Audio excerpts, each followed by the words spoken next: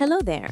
In this video, I will show you how to create and edit new text documents, spreadsheets, or presentations in HMailPlus. To create a new document, spreadsheet, or presentation, click the App Launcher.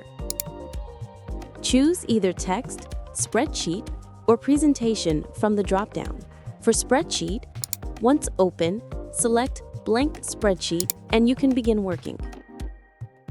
For text, select Blank Text Document from the provided templates and you are free to start.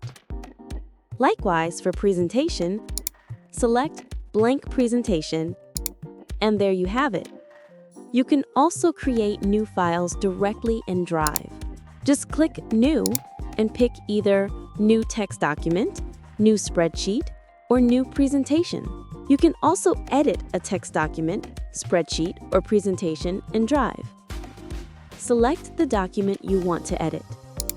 Click the Edit icon on the toolbar. The document will open and you can start editing as usual.